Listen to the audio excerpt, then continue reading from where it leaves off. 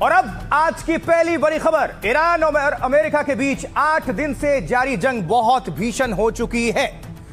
देखिए अपडेट और तस्वीर। सबसे पहले अमेरिका इजराइल ने ईरान पर हजारों बम और मिसाइल दाग दिए हैं, लेकिन ईरान की ताकत खत्म नहीं हो रही है। ईरान अब भी बैलिस्टिक मिसाइलें दाग रहा है। तस्वीर देखिए।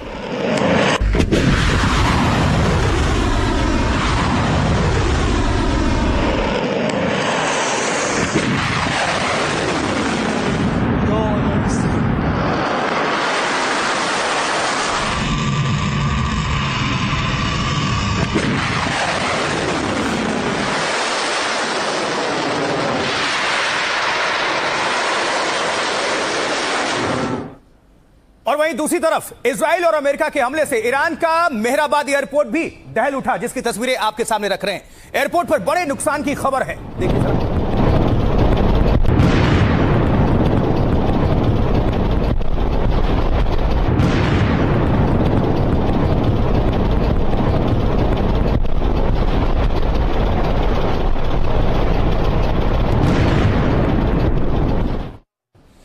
और अब ये देखिए, अमेरिकी लगातार ईरान के सैन्य ठिकानों को टारगेट करने का काम कर रहा है और ईरान के एक ड्रोन अड्डे पर उसने बड़ा हमला कर दिया और भारी नुकसान पहुंचा दिया, जिसकी तस्वीरें अब आपके सामने।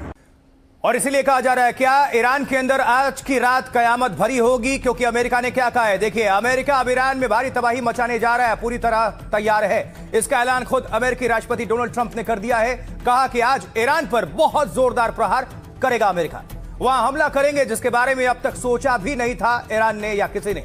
उससे पहले ट्रंप के मंत्री स्कॉट बेसेंट ने भी बड़ा खुलासा किया, वो वित्त मंत्री अमेरिका में। कहा कि आज रात ईरान पर अब तक का सबसे बड़ा स्ट्राइक करेंगे। इस हमले का मकसद ईरान के मिसाइल लॉन्चर और मिसाइल बनाने वाली फैक्ट्रियों को भारी नुकसान पहुंचाना है। यह हमारा अब तक का सबसे बड़ा बमबारी अभियान होगा, यह अमेरिका कह रहा है। और इसके अलावा क्या कह रहा है, तो क्या अमेरिका ईरान के सारे ड्रोन और मिसाइल खत्म कर देगा आज की रात, सवाल है। वैसे अमेरिकी सेना ने ईरान की सैन्य क्षमता को भारी नुकसान पहुंचाया है। 300 से ज्यादा ईरानी मिसाइल लॉन्चर तबाह कर दिए हैं अमेरिका ने और इजराइल ने। समंदर में 30 ईरानी जहाजों को बर्बाद करने का दावा है अमेरिका इजराइल की तरफ से। और इससे पहले अमेरिकी प्रेसिडेंट डोनाल्ड ट्रंप ने ईरान को सरेंडर करने को कहा था और ट्रंप ने कहा कि ईरान से कोई बात नहीं करेंगे, पहले बिना शर्त सरेंडर करो, झुक जाओ, यह कहा गया है। लेकिन ये जो सब कुछ कहा जा रहा है, अब ईरान क्या कह रहा है, ये तो अमेरिका ने कह दिया कि आज रात भारी बमबारी करेंगे, लेकिन ईरान किस तरह से जवाबी पलटवार कर रहा है और क्या कह रहा है, सुनिए। ईरान कह रहा है कि ईरान ने अमेरिका के आगे झुकने से साफ इनकार कर दिया, खारिज कर दिया। राष्ट्रपति बोले ईरान से सरेंडर करवाना अमेरिका का सपना है, सपना ही रहेगा। वो चाहते हैं कि ईरान को बिना शर्त सरेंडर के लिए मजबूर कर देंगे, लेकिन उसको ये सपना, उसका जो सपना है वो मरते दम तक पूरा नहीं होने देंगे।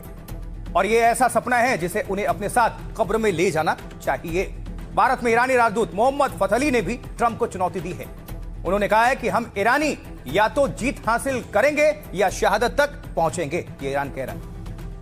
इस जंग में हमें जीत मिले या फिर शहादत, दोनों ही खुशी की बात है। हमारे लिए ये लड़ाई जुल्म और नाइंसाफी के खिलाफ लड़ने की बात है। ये ईरान का पलटवार था, मतलब अमेरिका के इरादे आपने सुन लिए, डोनाल्ड ट्रंप क्या कह रहे हैं, और लेकिन ईरान ने भी किस भाषा में उनको जवाब दिया है, यह भी आप सभी तक हमने पहुंचा दिया। अमेरिका ने कैसे ईरान को कयामत की धमकी दी है और उस पर क्या कह रहा है ईरान, अब सुनवाने की बारी है, तो सुनते हैं। ईरान एक हारती हुई सैन्य लड़ाई लड़ रहा है, जहां उन्हें चारों तरफ से घेर लिया गया है। आज रात हम ईरान पर सबसे बड़ी बमबारी करने जा रहे हैं। हम ईरान की मिसाइल लॉन्चरों और उन फैक्ट्रियों को सबसे ज्यादा नुकसान पहुंचाएंगे जहां मिसाइलें बनाई जाती हैं, और हम उन्हें बड़े पैमाने पर कमजोर कर रहे हैं। हमारी सैन्य कार्रवाई बेहद प्रभावी और भारी पड़ी है।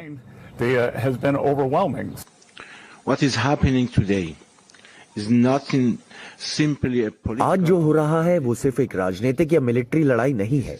ये स्ट्राइक सच और झूठ के बीच स्ट्राइक का ही एक हिस्सा है।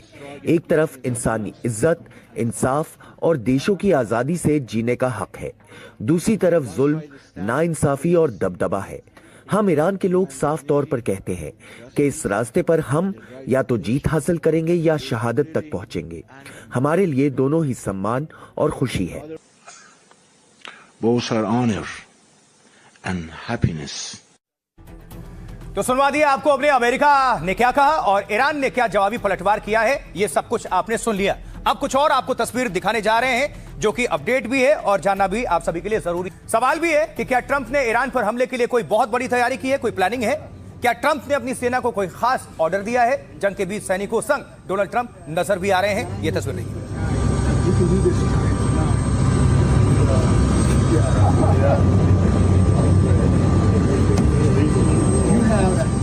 पैराशूट जंपर्स हैं, उतर रहे हैं किस तरह से, ये देखिए।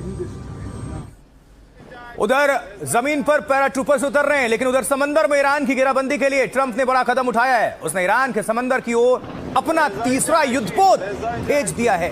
वॉरशिप जॉर्ज बुश के आने से अमेरिका की ताकत और बढ़ेगी और ईरान की टेंशन भी।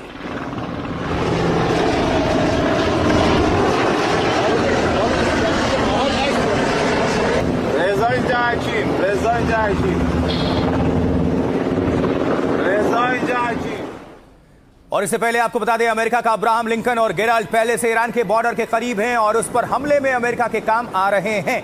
लाल सागर में पहुंचा यूएसएस गेराल्ड। तस्वीर।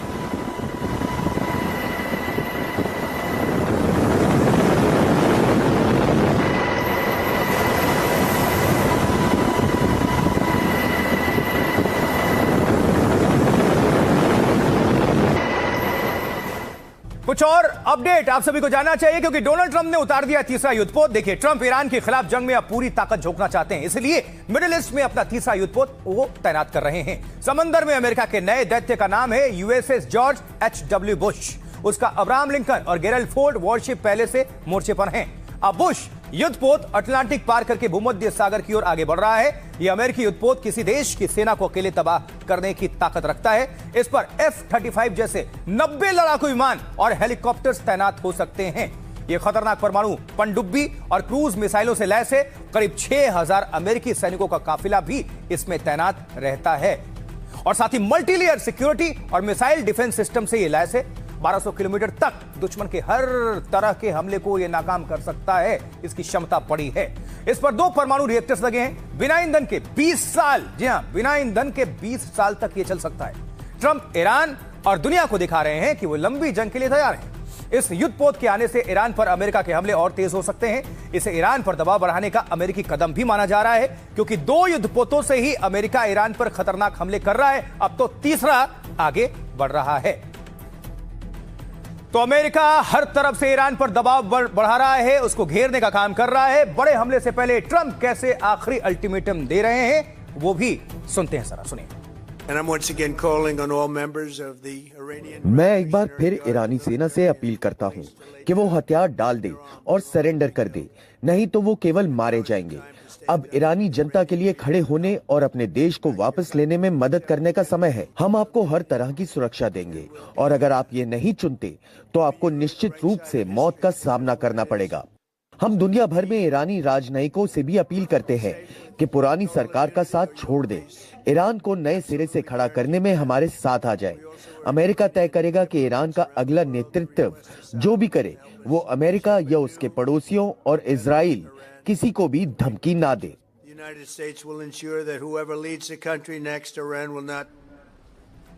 देखिए, ईरान अब ड्रोन के साथ खतरनाक मिसाइलें भी दाग रहा है लगातार। ईरान ने कई फतेह मिसाइल्स दागकर मिडिल ईस्ट और इजराइल में कोहराम मचा दिया है, जिसकी तस्वीरें हम आपको अब दिखा रहे हैं।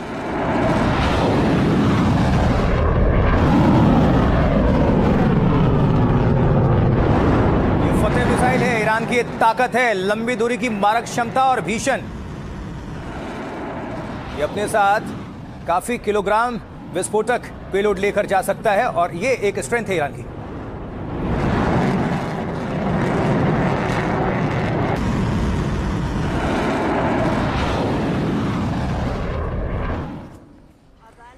तो इजराइल भी पूरी ताकत से ईरान पर हमला कर रहा है। नेतन्याहू की सेना ने ईरान पर भारी बमबारी की है, जिसकी तस्वीरें अब आपके सामने हम रखने जा रहे हैं। देखिए,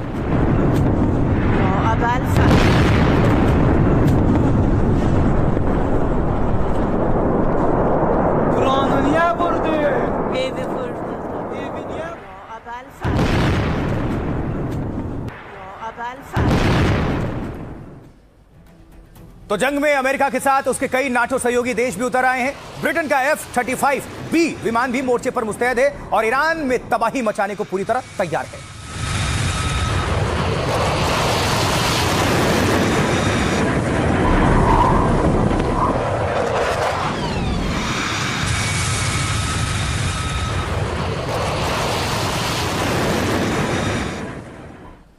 वहीं डोनाल्ड ट्रंप ने अपना खतरनाक बम वर्षक विमान उतार दिया है। अमेरिका का B-1 बॉम्बर ब्रिटेन पहुंच चुका है। तो क्या बॉम्बर ही ईरान में कयामत ढाने वाला है? सवाल यह है।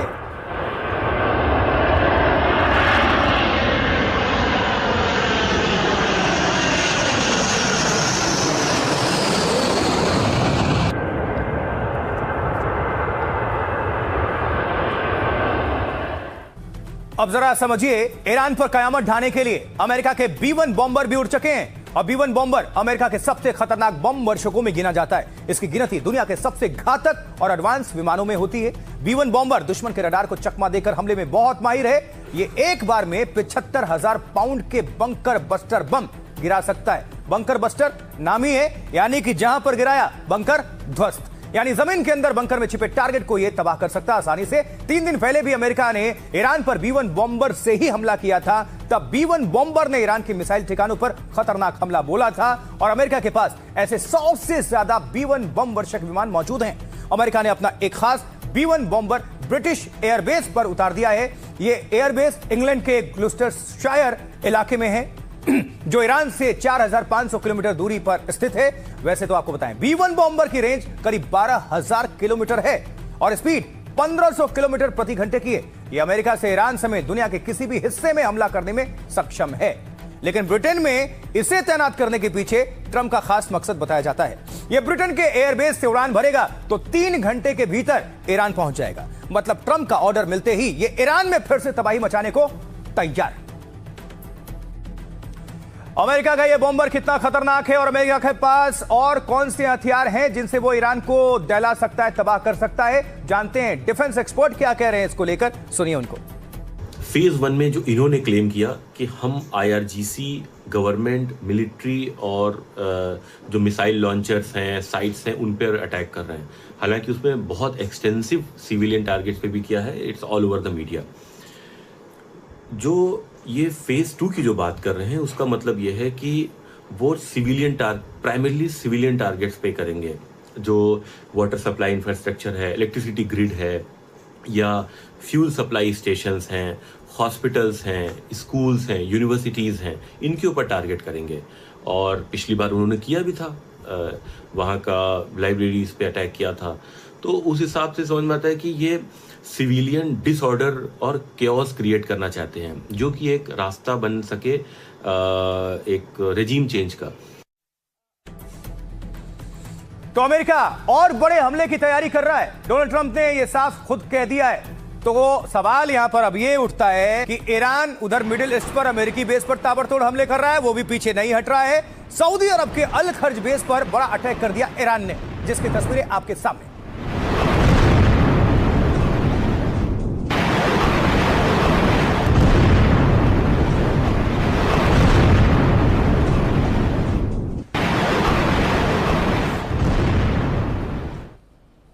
ईरान ने दुबई एयरपोर्ट पर भी बड़ा अटैक किया। आपको बता दें, दुबई में कोई अमेरिकी बेस नहीं है, लेकिन यूएई के दूसरे शहरों में अमेरिकी अड्डे मौजूद रहे हैं जहां से ईरान पर हमले हो रहे हैं। तो ईरान इसका गुस्सा दुबई पर उतार रहा है, जिसकी धमक देख रहे हैं आप। No, it hit next to us here actually. Yeah, Allah, straight to the airport. Oh my God. Ya Rabb. Ya Rabb. और इस बीच दुबई से एक तस्वीर सामने आई है। सोशल मीडिया पर यह तस्वीर बहुत वायरल हो रही है, जिसकी हम तस्वीर दिखा रहे हैं पूरी। और चर्चा क्यों है? स्टोर में खरीदारी की होड़ लग गई है, क्योंकि लोग डरे सहमे हैं, स्टॉक जमा करना चाहते हैं।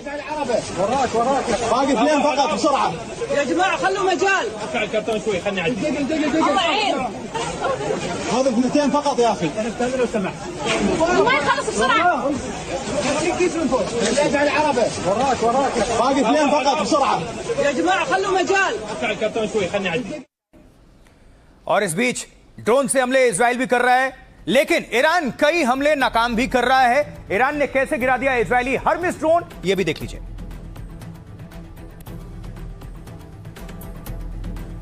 यह हर्मिस ड्रोन है जिसे देख रहे हैं आप, इजराइल का ड्रोन है, ईरान ने मार गिराया है।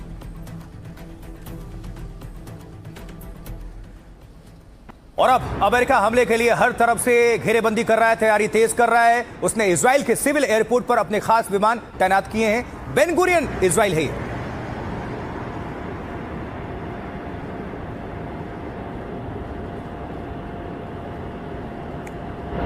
अमेरिका ने सिविल एयरपोर्ट पर ये विमान तैनात किए हैं क्योंकि डिफेंस भी बहुत जरूरी है, ये डिफेंस के लिए है।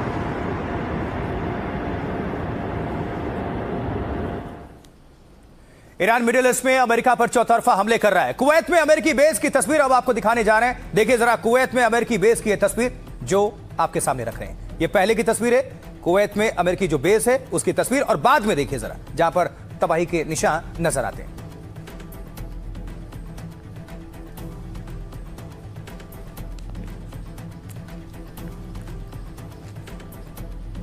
ईरान अब मिडिल ईस्ट के अपने पड़ोसियों पर हमला नहीं करेगा। ईरानी राष्ट्रपति पेजेश्कियान ने इसका ऐलान किया और कहा कि पिछले दिनों हुए अटैक के लिए हम माफी भी मांगते हैं। ट्रंप ने कहा ईरान ने यह वादा हमारे हमलों के बाद किया है। ईरान अब मध्य पूर्व का दादा नहीं बल्कि वो हारा हुआ खिलाड़ी है। हजारों सालों में पहली बार ईरान अपने पड़ोसी देशों से हारा है। ईरान मध्य पूर्व पर कब्जा करके शासन करना चाहता था। दरअसल ईरान मिडिल ईस्ट के 13 देशों पर हमला कर चुका है, लेकिन अब कह रहा है कि पड़ोसी देशों पर हमले नहीं करेगा जब तक कि उन देशों की जमीन से ईरान पर हमला ना हो। इसमें भी ईरान की एक तीर से दो शिकार करने की रणनीति है।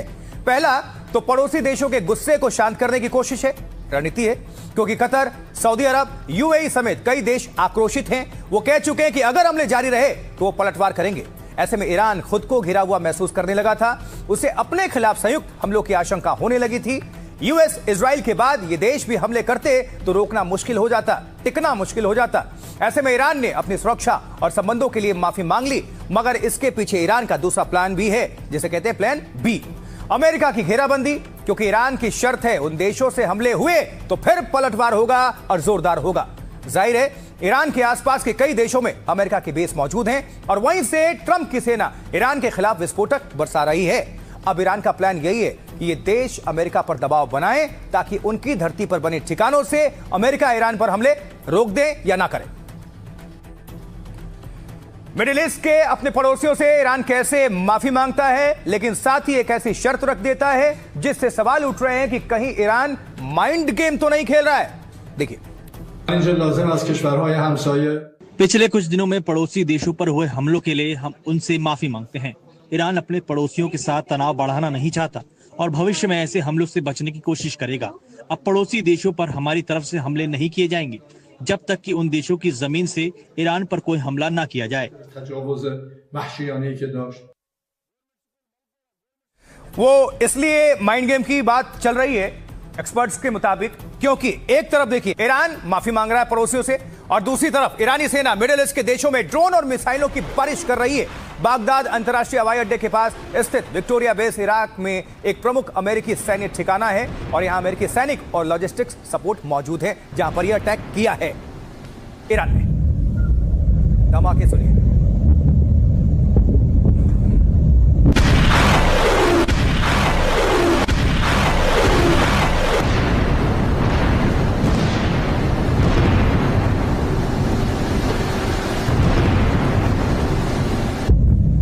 बागदाद इराक की राजधानी दहल उठी।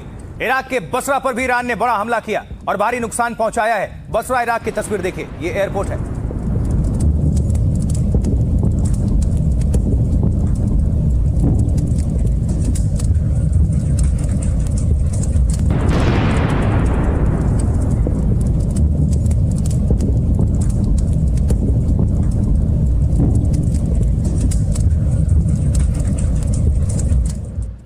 तो दूसरी ओर इजराइल पर हमले और तेज करने के लिए हिजबुल्लाह भी तैयार हो चुका है। जी हां, ईरान का प्रॉक्सी खामेनेई की मौत का बदला लेने के लिए कुछ भी कर सकता है और ये तस्वीरें, ये देखिए उसकी तैयारी और किस तरह से वहां पर खलबली है, ये सब कुछ है।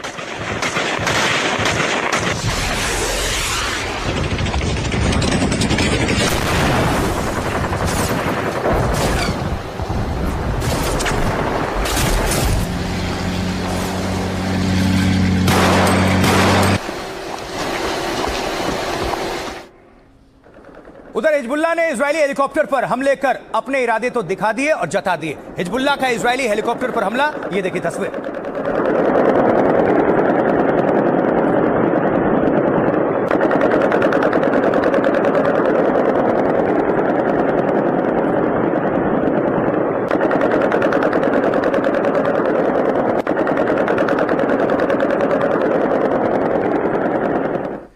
लेकिन इजराइल भी हिजबुल्लाह पर खतरनाक जवाबी पलटवार कर रहा है। लेबनान में बर्बादी का मंजर सामने आया है। इजरायली हमले के बाद की तस्वीरें बेहद खौफनाक। ये देखिए,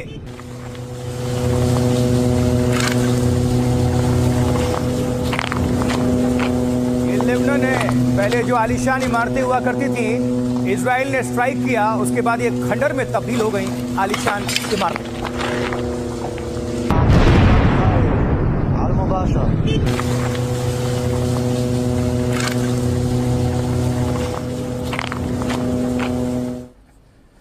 जंग में ईरान के सऊदी पर हमले से पाकिस्तान की टेंशन भी बढ़ चुकी है। जनरल मुनीर दौड़े दौड़े सऊदी अरब पहुंच गए और वहां के रक्षा मंत्री से मुलाकात करने लगे। ये देखिए, मुनीर ने बिन सलमान से मुलाकात की है।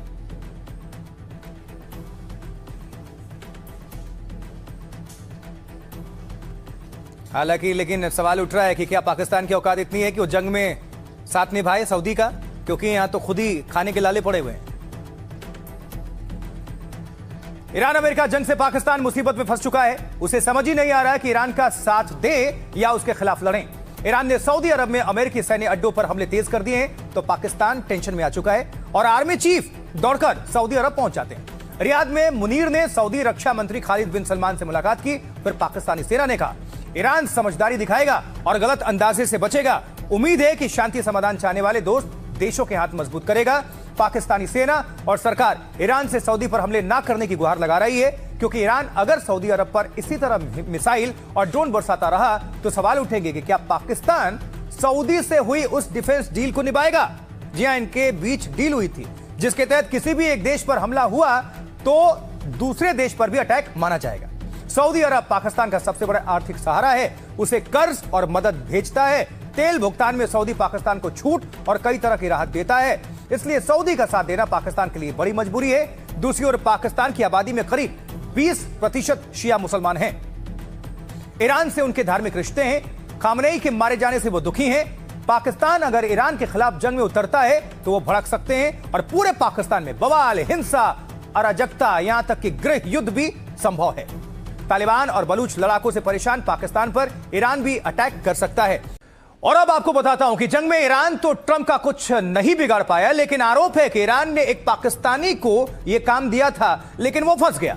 जी, ये ट्रंप की हत्या की साजिश का दोषी पाकिस्तानी नागरिक है, जिसकी तस्वीर देख रहे हैं आप। देखिए जरा, आगे इसकी भी पूरी कहानी बताएंगे डिटेल।